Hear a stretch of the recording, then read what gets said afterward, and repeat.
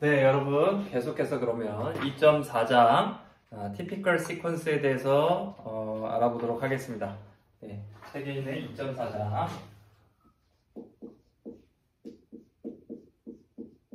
Typical Sequence에 대해서 알아보도록 하겠습니다. Sequences. 그 중에서 첫 번째 나온 것이 우리가 시너미 시스템에서 많이 다뤘었죠. 유닛 임펄스죠. 유닛 임펄스고요. 여기 디스크릿 시그널에서 우리가 그걸 임펄스라고도 하지만 그냥 유닛 샘플 시퀀스라고 합니다. 유닛 샘플 시퀀스라고 하고요. 비교하자면 우리가 유닛 임펄스라고도 얘기하고요. 유닛 임펄스라고도 얘기를 합니다. 유닛 임펄스 시퀀스라고도 얘기를 하죠. 그래서 우리가 델타로 소문자 델타, 여러분들 그리스 문자로 소문자 델타로 쓰죠. 델타 n이라고 쓰고요. 그래서 n 값이 0일 때는 1을 가지고요. 0이 아닐 경우에는 0일 때는 1을 가지고 0이 아닐 경우에 0을 가지는 거죠. 그래서 그림 2.20이 나오는 그림이고요. 2.20에 보시면 다음과 같은 디지털 시퀀스를 우리가 생각할 수 있죠. 마이너스 1 모두 0을 가지고 0일 때만 1이 시퀀스를 가지는 것이죠. 우리가 컨티뉴어스 타임에서는 어떻게 됐어요? 컨티뉴어스 타임에서는 유닛 시퀀스를 우리가 유닛 시그널을 어떻게 표현했죠? 0일 때 우리가 1을 가진데 1이 뭐예요? 1이 요 전체 면적이죠. 그래서 0일 때 매그니튜드, 앰플리튜드는 무한대로 가는 거죠. 무한대로 가지만 전체 적분한 값이 어떤 값이 돼요? 1이 되죠. 그래서 여기 이 화살표라고 표시하고요. 매그니튜드가 무한대로 간다는 뜻이고요. 그 전체 면적이입니다. 라는 뜻으로 여기다 1을 써주죠. 그래서 이 전체 길이를 1로, 화살표의 길이를 1로 표현해줍니다. 이걸 우리가 유닛 임펄스라고 해주죠. 1, 마이너스 1, 모든 구간에서 다 0이 아닌 구간에서 모든 실수에서 다 0의 값을 가지는 그런 시그널입니다. 그런 시그널을 우리가 컨티뉴어스 타임 시그널을 해서 유닛 임펄스다 라고 표현을 해주는 것이죠. 자, 그 다음 나오는 것이지 우리가 유닛 스텝 펑션을 우리가 정의할 수 있습니다. 동일하게 유닛 스텝 펑션을 정의할 수 있고요.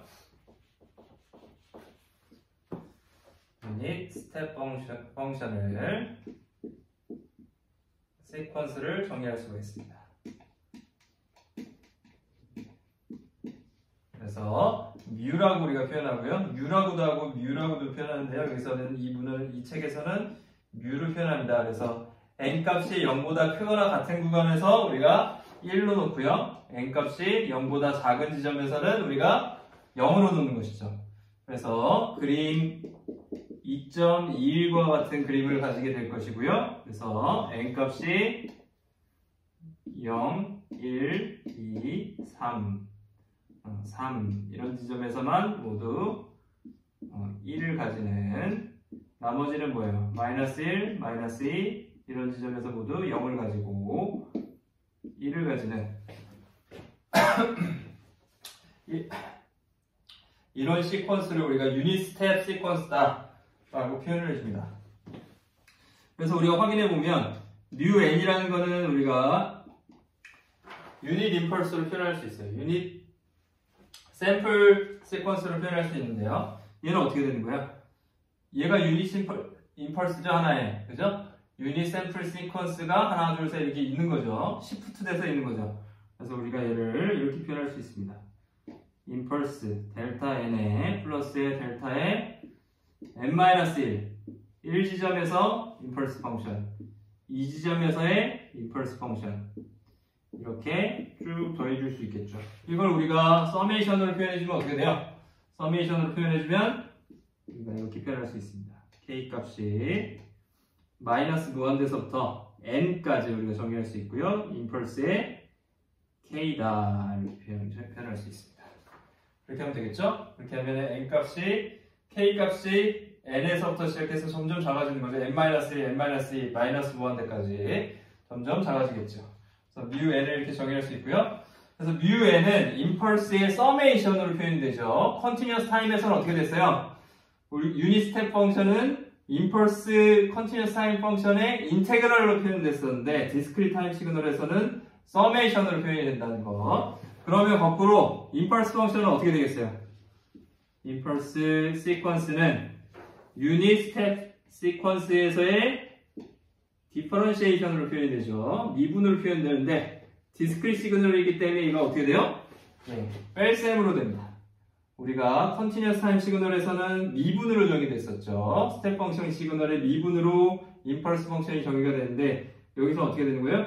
뮤 n에다가 전체에다가 하나 오른쪽으로 이동한 유닛 심벌 얘를 하나 이동시켜서 빼주면 요 놈만 남겠죠. 그게 뭐예요?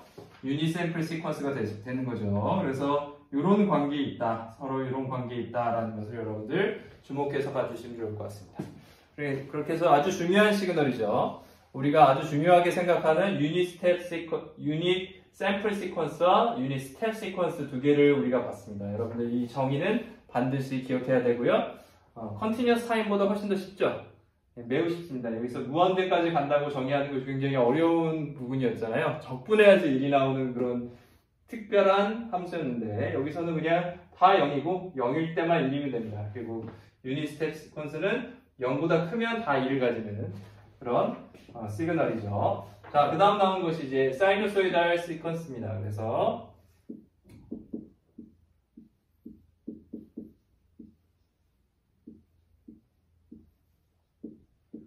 사이누소이달 시퀀스를 우리가 볼 거고요. 사이누소이달 시퀀스는 얘도 지금 디스크리트 시그널이지만 우리가 삼각 함수의 꼴을 가지는 이런 시퀀스를 표현합니다. 오메가 제로라고 하고요. 그래서 얘를 우리가 풀어주면 어떻게 되죠? 오메가 제로 n에 플러스 파이 우리가 삼각함수 공식을 이용해서 a의 코사인의 오메가 제로의 n 그리고 코사인의 파이 마이너스 a의 사인의 오메가 제로의 n 그리고 곱하기 사인의 파이 이렇게 되어 주어질 것입니다. 그래서 여기서 앰플리튜드가 얼마죠? 여기서 앰플리튜드가 a로 정의가 되는 것이고요. 앰플리튜드가 a이고요. 우리가 오메가 제로를 뭐라고 정의하죠? 각주파수 앵귤러 프리퀀시라고 정의를 하죠.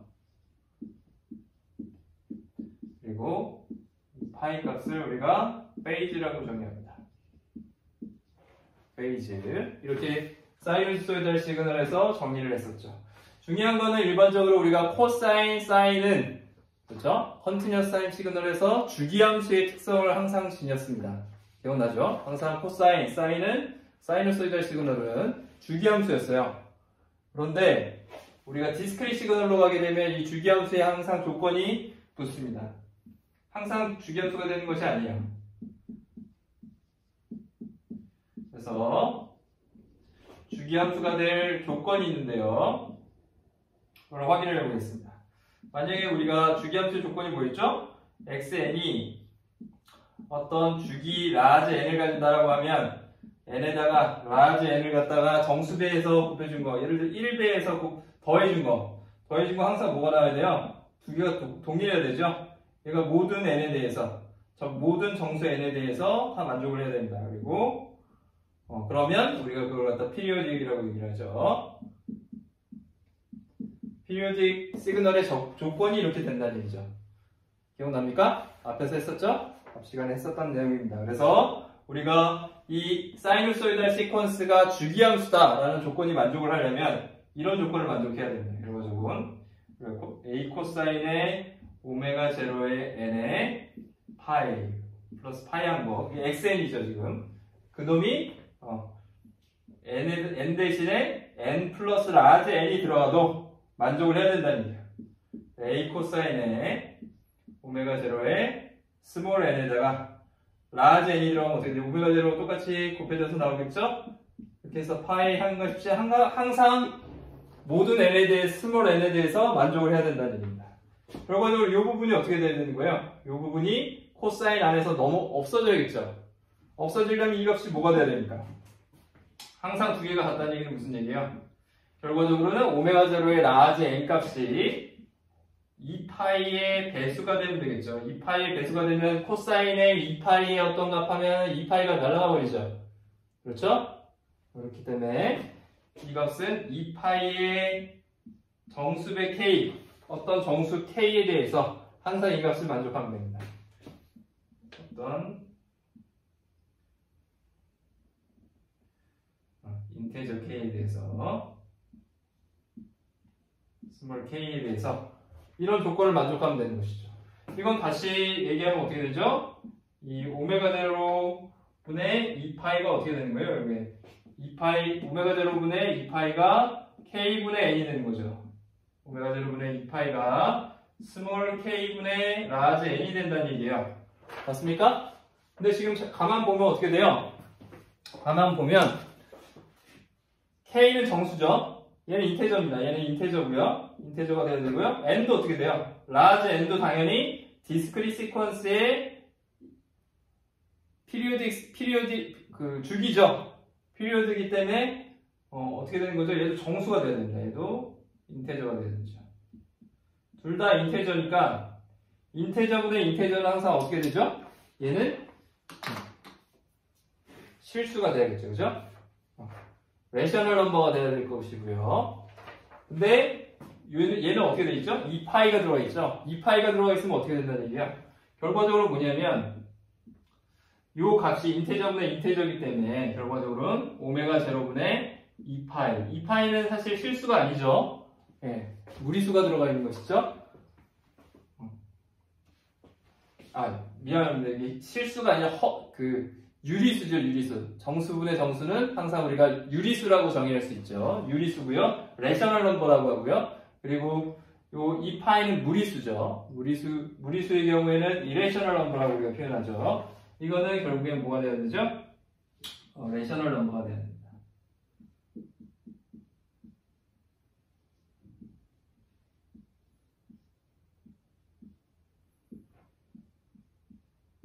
그래서 오메가 제로 값은 여기는 어떻게 되는 거예요? 파이의 배수가 될 것이에요. 파이의 어떤 배수 값으로 이렇게 주어지는 값으로 주어지게 될 것입니다. 이런 형태를 지닐 때만 어떻게 된다는 것이죠? 결과적으로는 주기함수가 된다라는 것이에요. 디스크릿 시그널의 사이누소이달 시그널은 주기함수가 되기 위해서는 그럴 때는 오메가 제로 각주파수가 어떤 조건이냐에 따라서 달라진다는 얘기입니다. 각주파수가 파이를 포함하고 있느냐, 무리수가 파이를 포함하고 있느냐 아니냐에 따라서 파이의 배수면 그럼 어떻게 된다는 얘기죠? 그러면 주기함수가 된다는 얘기죠. 디스크릿 시그널의 경우에는 그렇습니다. 예를 들어보면 xn이 코사인의 스퀘어 루트 3n이죠. 3n 플러스 파이 뭐 이렇게 주어졌다고 해봅시다. 얘는 어떻게 돼요? 얘는 주기함수예요? 주기함수가 아닙니까? 얘네에 대해서 어떻게 판별하면 되죠? 결과적으로 오메가 제로가 여기서는 얼마예요? 스퀘어 루트 3이죠. 스퀘어 루트 3이라는 얘기는 뭐죠? 오메가 제로분의 2파이가 유리수가 돼야 되는데 어떻게 돼요? 얘가 유리수가 아니죠. 이레셔널 넘버가 됩니다. 따라서 결과적으로 얘는 비주기함수가 되는 거죠. 피리오딕 시그널로 우리가 판별을 할 수가 있다는 얘기입니다. 자, 그러면 기본 주기에 대해서 알아볼 텐데요. 기본 주기는 어떻게 됩니까? 펀더멘탈 피리오드는 smallest, 가장 작은 large n 값으로 우리가 설정할 수 있겠죠. 단 뭘 만족해야 됩니까? 오메가 제로 large n 값이 2파이의 배수가 되도록 하는, 그죠? 오메가 제로의 large n 값 곱한 값이, 이 값이 결과적으로 2파이 k가 되도록 하는 그런 경우에 대해서 그걸 만족시키는 large n 중에서 가장 작은 걸 우리가 뭐라고 해요? 기본 주기라고 얘기를 합니다. 그래서 예를 들자면 오메가 제로 값이 0.1파이다 라고 하면 어떻게 되는 거죠? 오메가 제로 값이 0.1파이다. 그러면 오메가 제로분의 2파이는 뭐가 되죠? 20이죠. 얘는 뭐죠? 스몰 k분의 라지 n을 만족하도록 하는 n의 미니멈 값. n이 가장 작으면 어떨 때 n 값이 될 수 있어요? k는 정수니까 양의 정수가 되겠죠? 그럼 라지 n 값은 k가 1일 때가 가장 작을 수 있겠죠. 20으로, 그죠? 그리고 저 n이라는 건 뭐냐면 20 곱하기 스몰 k고요. 이때 20 곱하기 k가 가장 작은 포지티브 밸류 값을 가지게 되면 어떻게 되는 거예요? k가 정수일 때. 그럼 뭐죠, 결국엔? 라지 n의 미니멈 값은 20이 되는 것이죠. 그죠? k가 1일 때 얘를 이렇게 만족하게 되겠죠. 그래서 우리가 뭐죠? 펀더멘탈 피리오드를 우리가 찾을 수가 있습니다. 자, 여기까지가 사이너소이달 시그널, 디스크릿 시그널에서의 사이너소이달 시퀀스를 우리가 찾아봤습니다. 알아봤고요. 그 다음 나오는 것이 사이너소이달에 나왔으니까 그 다음에 익스포넨셜 시그널이 나오죠. 익스포넨셜 시그널을 우리가 보도록 하겠습니다. 익스포넨셜 시퀀스를 보면, 자, 익스포넨셜 시퀀스를 우리가 어떻게 정의할 거냐면, 알파는 어떻게 정의하냐면, 익스포넨셜의 어떤 값이죠. 또 허수 값인데요. 그러니까 복소수 값인데요. 실수 허수가 들어있는. 그래서 시그마 제로 플러스 j의 오메가 제로다라고 정의를 할 겁니다. 그리고 a를 a의 절대값에 익스포넨셜의 j 파이라는 어떤 복소수 값으로 정의를 하겠습니다. 그럼 우리가 xn 익스포넨셜 시퀀스를 아주 일반적으로 어떻게 정의할 수 있냐면 a의 익스포넨셜이 아니라 a의 알파의 n승으로 정의할 수가 있습니다. a의 알파의 n승으로 정의하게 되면 어떻게 되죠? a는 이 부분은 이제 실수가 나오겠죠. 실수가 복소수 값이 아니라 실수가 나오고요. 이 부분은 이제 파이가 들어간 복소수 값이 나오겠죠. 그런데 a의 절대값이 앞으로 나올 것이고요. 그리고 나서 어떻게 되죠? 여기서는 j가 들어가 있지 않은 익스포넨셜의 시그마 제로는 각각 실수라고 하면, 오메가 제로 실수라고 하면 j가 수너수부가 돼서 이 부분이 이제 복소수죠. 그럼 요 놈이 어떻게 돼요? 요 놈 곱하기 요 놈으로 익스포넨셜은 나올 테니까 요 놈 부분이 어떻게 되죠? 실수 부분으로 이렇게 나오겠죠? 그래서 앞으로 이렇게 튀어나오게 되고요. 나머지 부분이 뭐예요? 이제 익스포넨셜에 남는 부분이 뭐죠? j로 묶여서 j의 오메가 제로에다가 여기는 뭐죠? 플러스의 j파이, 여기 알파의 n승이 들어있으니까 시그마 제로에 여기는 n이 들어갈 거고요. j의 오메가 제로에 n, 여기 n승이 들어가니까 알파의 n승이니까 이 전체에 n승이 들어가면 이게 n이 곱해지겠죠? 그래서 시그마 제로에 n 이렇게 나오고요. 이 익스포넨셜의 j 오메가 제로에 n, 거기다 어떻게 됩니까? 익스포넨셜의 j 파이, 그 놈들이 더해지니까 플러스의 파이, 이렇게 표현이 될 겁니다. 그래서 결과적으로 뭐죠? 얘는 익스포넨셜의 j의 어떤 세타 값은 어떻게 돼요? 코사인 세타 플러스 j 사인 세타, 오일러 정리에 의해서, 오일러 룰에 의해서, 여러분들 잘 알고 있는 오일러 법칙에 의해서 얘가 어떻게 되죠? 이 뒷부분이 코사인 사인으로 분리가 될 수 있겠죠. 매그니튜드는 어떻게 되는 거예요? 매그니튜드는 이렇게 주어지겠죠. 실수값으로 이렇게 주어집니다. 그리고 전체가 코사인의 오메가 제로의 n 플러스 파이 플러스 j의 사인의 오메가 제로의 n 플러스 파이, 이렇게 우리가 풀어서 쓸 수 있겠죠. 그래서 익스포넨셜 시그널이라는 건, 시퀀스라는 건 결국에 뭐예요? 일반적으로 쓰게 되면 우리가 복소수로 이 알파가 지금 복소수죠. 여기서는 복소수로 표현이 되면, 알파가 표현이 되면 결과적으로 익스포넨셜 시그널은 그 안에서 뭐가 되는 거죠? 코사인 사인, 실수분은 코사인, 허수분은 사인인 그런 시퀀스가 나오게 되는 것이죠. 그런데 알파가 실수다, A는 지금 A도 실수다, 그럼 어떻게 되는 거죠? 이 부분만 나오는 거죠. 그래서 익스포넨셜 시그널이 됩니다. 말 그대로 복소수 시그널이 아니라 실수 시그널에서 익스포넨셜 시그널로 주어지는 것이죠. 이 부분만 나오니까 단순 증가나 아니면 단순 감소나. 그렇지 않고 알파 값이 복소수다. 복소수가 포함이 되어 있으면 어떻게 돼요? 그러면 코사인, 사이누소이달 시그널로 우리가 표현할 수 있다는 것을 우리가 확인을 했습니다. 네, 그럼 계속해서 우리가 익스포넨셜 시퀀스를 보도록 할 텐데요. 오메가 값을 이제 어떻게 놓을 것이냐? 오메가를 각주파수라고 했고요. 그러면 2파이로 그 값을 나눠준 값을 오메가를 2파이로 나눠주면 주파수가 나오겠죠. 네, 마커가 잘 안 지워지네요. 여러분 좀 빨리 돌리셔도 됩니다. 동영상 강의 백미는 재미없는 부분은 의미가 없는 부분은 빨리 돌리시면 되죠. 네, 제가 따로 컷 안 하니까요. 지난 시간에도 좀 오래 걸렸는데 네, 좀 어떻게 지우는지는 알았습니다. 좀 더 좋은 지우개를 다음 시간에는 마련해 놓도록 하겠습니다. 네.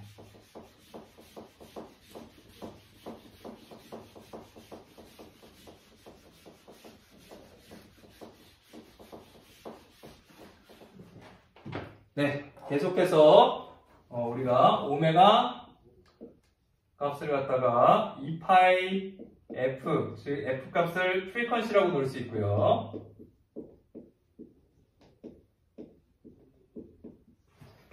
단위는 뭐예요? 헤르츠죠. 헤르츠 단위로 우리가 표현할 수 있습니다. 그래서 오메가의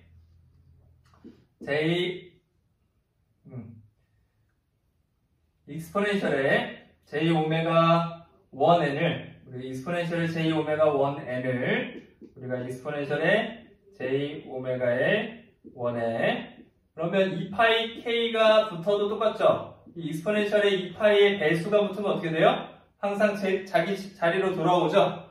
그렇죠? 2파이가 돌아가면 동일한 값이 됩니다. 그래서 이걸 우리가 2파이 k를 붙인 각도를 오메가 2라고 하면 이렇게 표현할 수가 있겠죠. 두 개가 동일하게 됩니다. 물론 이 경우에는 어떻게 되는 거예요?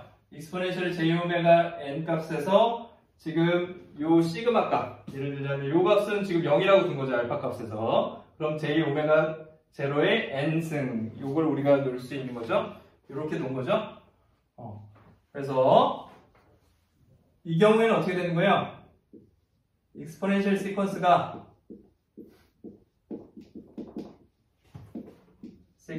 뭐가 됩니까? 어떻게 돼요? 이 2파이의 배수에 의해서 뭐가 되죠? 주기함수가 되죠. 주기적으로 반복되죠.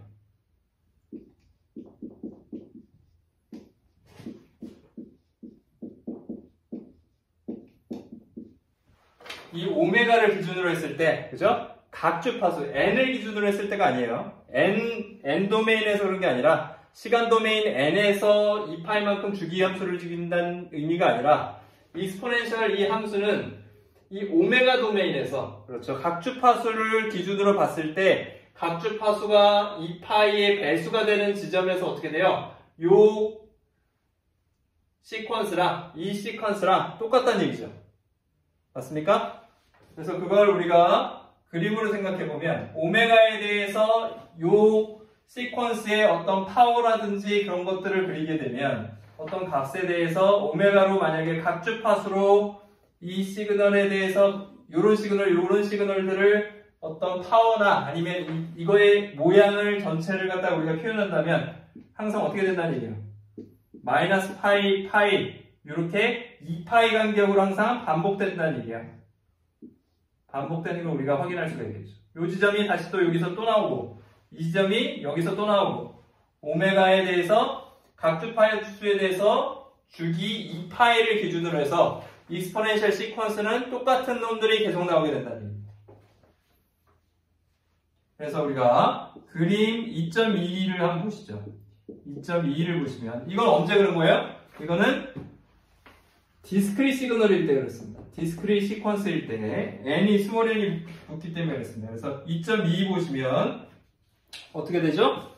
그림 2.22를 보시면 책에 나오는 그림 2.2 65페이지를 보시죠. 65페이지를 보시면 어떻게 되어 있어요? 전체 시퀀스가 오메가 제로가 0일 때 오메가 제로가 0.1파이일 때 오메가 제로가 0.2파이가 나오죠. 이게 쭉쭉쭉쭉 바뀝니다. 그렇게 바뀌다가 어떻게 되죠? 0.9파일 때랑 1.1파일 때랑 똑같아요. 그렇죠? 그래서 얘를 보시면 오메가 제로가 0.8파일 때 그리고 오메가 제로가 1.2파일 때 똑같은 값을 갖습니다. 그렇죠? 이 파이를 기준으로 해서 요 지점하고 똑같다는 얘기죠. 그죠? 맞습니까? 두 개의 값이 똑같은 모양이 나와요. 그러니까 요 지점하고 익스포넨셜 시그널의 모양이 똑같아져요. 요거랑 지금 똑같은 지점이 있죠? 오메가의 관점에서 봤을 때 그 익스포넨셜 시퀀스가 똑같으면 반복된다는 뜻이에요. 이 그림은. 그래서 0.8파이랑 1.2파일 때랑 똑같고요. 또 어떨 때 똑같아요? 두 개가 동일하게 되고요. 그리고 오메가 제로가 0.9파일 때 그리고 오메가 제로가 1.1파일 때 똑같은 그림을 가지게 됩니다. 그래서 이런 지점을 우리가 뭐라고 하냐면 이 파이 이런 지점을 우리가 폴딩 프리퀀시라고 얘기합니다. 정확하게 대칭되도록 만들어지죠. 여기를 기준으로 해서 두 개가 파이에서 동일한 거리에 있는 각 주파수에 대해서는 동일한 익스포넨셜 시그널의 모양이 나온다는 얘기예요. 그래서 특히 우리가 프리퀀시가 오메가 제로 값이 0 근처에 있을 때는 우리가 그 프리퀀시를 로우 프리퀀시라고 하고요. 여기를 낮은 주파수 때라고 하고요. 로우 프리퀀시라고 하고요. 계속 반복되기 때문에 무한대까지가 가장 높은 게 아니라 파이일 때가 가장 높은 주파수가 되는 거예요. 어차피 반복되기 때문에 각 주파수 파이가 되면 우리가 하이 프리퀀시라고 얘기합니다. 언제? 디스크릿 시퀀스에 대해서는 디스크릿 시퀀스에서의 각 주파수 익스포넨셜 시퀀스의 각 주파수가 의미하는 거예요. 그죠? 각 주파수가 익스포넨셜 시퀀스에서 각 주파수가 만약에 0에 가깝다 그럴 경우에는 우리가 그걸 프리퀀시가 낮다라고 얘기를 할 수 있고요. 파이에 가까우면 어떻게 되는 거예요? 그러면 하이 프리퀀시라고 얘기를 하는 겁니다. 이해되시나요? 왜냐하면 그림 2.2에서 보는 것처럼 우리가 파이를 기준으로 해서 계속 동일한 익스포넨셜 시퀀스 모양이 나오잖아요. 그렇기 때문에 더 가게 되면 우리 똑같은 걸 그릴 필요가 없는 거죠. 더 넘어가게 되면 여기서 그려지는 익스포넨셜 시퀀스랑 여기서랑 똑같고요. 여기서 그려지는 게 여기서 2파이에서랑 똑같이 나오겠죠. 그런 모양이 나오겠죠. 동일한 시퀀스를 우리가 또다시 정의할 필요가 없으니까 그렇게 얘기를 할 수가 있습니다. 여기까지가 지금 우리가 얘기하는 익스포넨셜 시퀀스였고요. 다음 이제 티피컬한 시퀀스로 렉탕귤러 시퀀스가 나오게 됩니다. 그렇죠? 렉탕귤러 윈도우가 나오게 되는데요. 간단하게 우리가 살펴보도록 하겠습니다.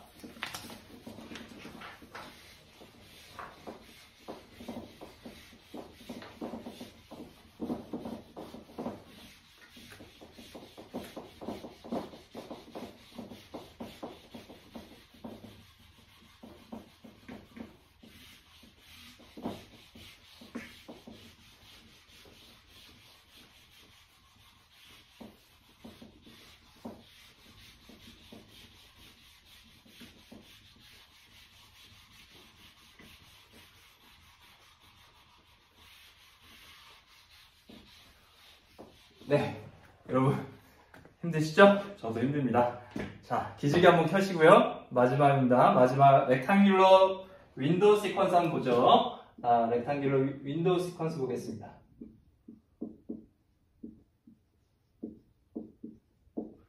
윈도우 시퀀스를 보도록 하겠습니다. 네, 렉탕귤러 윈도우 시퀀스는 다른 게 아니라 뭐예요? 네, 어떤 나머지는 다 0이고 그 부분만 특별하게 1로 보내주는 그런 시퀀스가 되겠죠. 그래서 나머지는 다 0이고요. 정해진 어떤 구간에서만 1을 가지는 그런 시퀀스를 우리가 정의합니다. 그래서 N1에서부터 N2까지만 1이고요. 나머지는 다 0인 n이 n2보다 크게 되면 0을 가지는 그런 시퀀스를 우리가 의미하고요. 어떤 우리가 매우 긴 시퀀스가 있다고 생각을 해보죠. 길이가 긴 시퀀스 xn에 대해서 xn의 윈도우 시퀀스를 곱해주면 그럼 어떻게 되는 거죠? xn의 값에서 요 값만 뽑아내는 거죠. 그래서 0, 요 구간 안에만 xn이 나오도록 해주는 것이죠. n 값이 n-1, n 값이 n-n1, n1보다 크거나 같고 n2보다 작거나 같고 n 값이 n2보다 큰 시퀀스. 그런 경우에 이런 시퀀스를 우리가 뭐라고 합니까? 렉탕귤러 윈도우 시퀀스라고 얘기를 하는 것이죠. 자, 그래서 예를 들자면 n 값이 xn이 있을 때 그림 지금 요거는 그림 2.25를 얘기하는 거고요. 2.25에서 xn 값이 쭉 있다고 생각을 해보자. 이렇게 주어진다고 생각해 봅시다. 이렇게 주어지면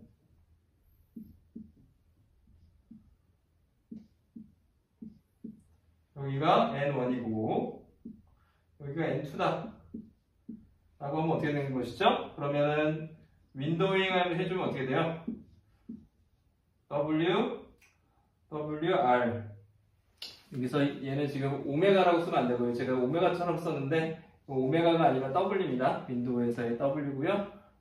그리스 문자 오메가라는 구분을 할 필요가 있을 것 같습니다. 그래서 이 값은 W라고 바꿔주시는 게 맞고요. WR N이라고 하면 되겠죠? 그러면 어떻게 되죠? 나오는 시퀀스는 N에서부터 N1까지만 나오고요. 나머지는 다 0으로 가는 거죠. N1에서 N2까지만 나오고요. 나머지는 다 0이 나오는 것이죠.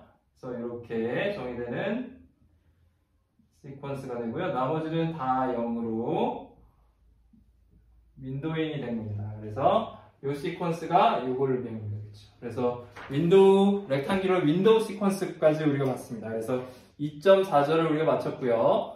다음 시간에는 우리가 2.5절 샘플링에 대해서 배우도록 하겠습니다. 어떻게 우리가 샘플링을 좀 더 앞에서 잠깐 봤지만 더 자세하게 다루어 보도록 하겠습니다. 감사합니다.